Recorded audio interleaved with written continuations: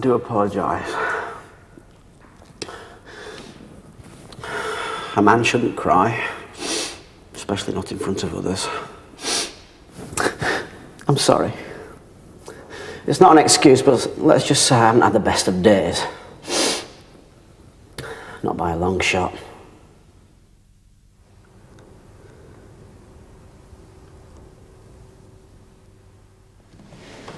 It all started with the tumble dryer. The screw had worked itself loose and I had to fix it. Nothing much. Not very exciting, I know, but I don't need excitement at my age. Then I got the call. It was about 3 o'clock. No, that's not right, because I was already watching Collector's Lot, and that doesn't start till 1:30. So it was 4 o'clock, because 15 to 1 was about to come on. I live by the television these days. Be lost without it. Mind you, having said that, I don't watch much after 9 o'clock, because you don't know what you're going to see. I don't need that kind of worry. Anyway, I was late to be sitting down in front of the television. For me, because I'd spilt Heinz tomato soup on the settee, and my wife always said it would stain something chronic if I spilt it. Actually, the call was about my wife.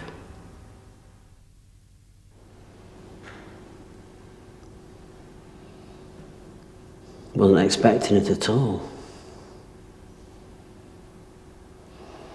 Thought it'd be a salesman.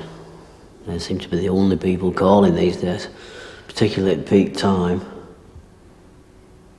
I never buy anything over the phone. Once bitten, twice shy, as they say. We bought double glazing to drown out the sound of the road. He sounded a nice chap, but it turned out to be terrible. To me, that's a very dishonest thing to do. Probably sounds a bit old-fashioned to be talking about honesty these days. Most people wouldn't know honesty if it jumped up and bit them. But I've always said, honesty is the best policy. Oh yeah, this girl who phoned. Sorry, this woman. Will get arrested one of these days for not being politically correct. I'm not saying a man could have done the job better. I'm sure there's some of these girlies nowadays could show me who's boss. It's just that, well, I'm not sexist, but I think men and women are different. My wife has always done the washing, cooking and ironing. And I've looked after the money, mending the dry, that kind of thing.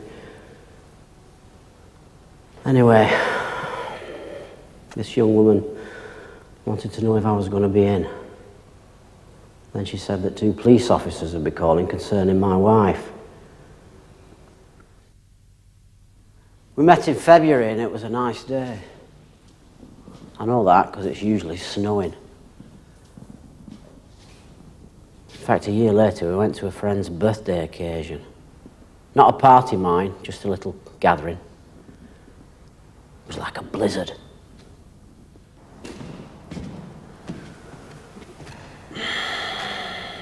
Annie had been taking her time getting ready, so that we were a little later than I would have wanted. But something quite odd happened along the way. My little car's very reliable, you know. I've still got it. So, imagine how bemused I was when I heard this almighty thud from the back.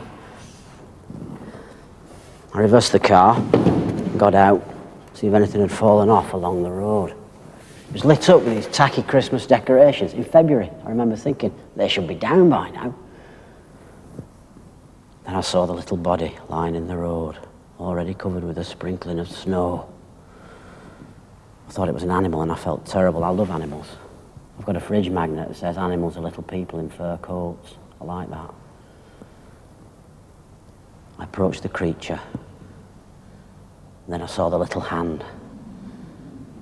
I was horrified. I felt the tears building up in my head. The coldness turned to a numb ache in every part of my body. I wanted to run away and leave. I was sick. But I felt I had to do something.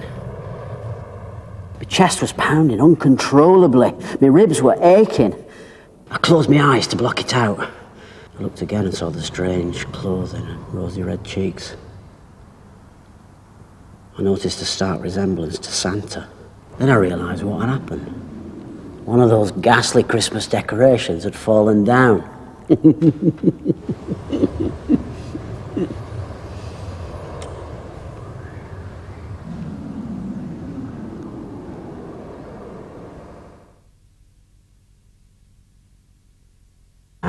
was nice.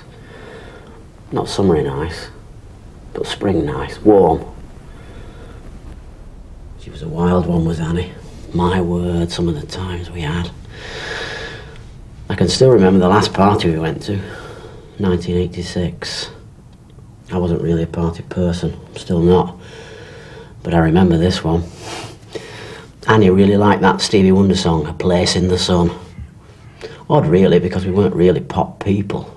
I love like classical, easy listening. Anyway, it was playing at this party.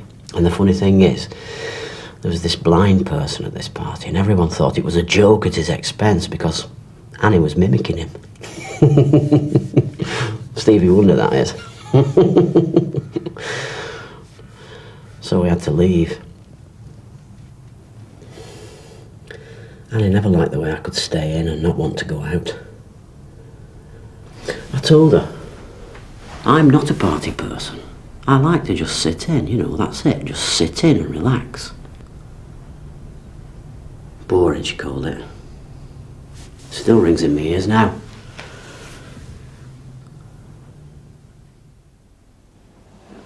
Is honesty the best policy? Is it? Or is ignorance bliss? I might not be as active as other men my age, and I don't like going out much, but I don't see why that makes me boring. I don't like being told I am. It's nasty. Annie could be nasty. And dishonest. I first found out when she said she was going out with her girlfriends. Still doing it at 40. I felt sort of embarrassed for her. That was her first affair. That was like a knife through me. It's a cliche, I know, but it's true. Like someone reaching into your chest, squeezing your heart and then just tearing it out. All the good that had gone between us. The gentle touches, holding hands. Dirtied. I asked her why. She said it was my fault for being boring. She wasn't sorry, just sorry she'd been caught. She said she wanted a life, and I was already dead. After that, I was. Ignorance is bliss.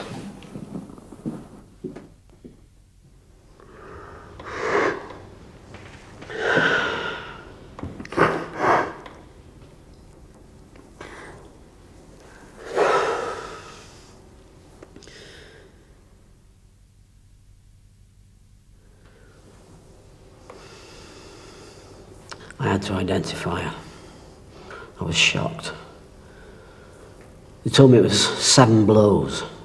A hammer or some other blunt instrument had been used. They called it a bludgeoning. 7 hammer blows.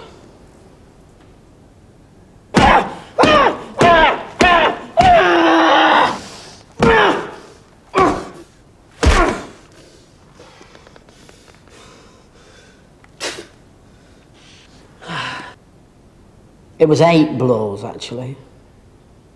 1 for each man. I would have thought with all the technology available to the forensic scientists nowadays, they would have been able to work that out. I wanted the world to know what I had to know about her. I couldn't work out if I was crying because I'd been caught or because I was sorry. Either way, by questioning myself, I was still a better person. She couldn't just go around doing that. I couldn't forgive her for being that dishonest. Could anyone? I must have honesty. That, or nothing at all. I don't think she thought I was boring anymore, though.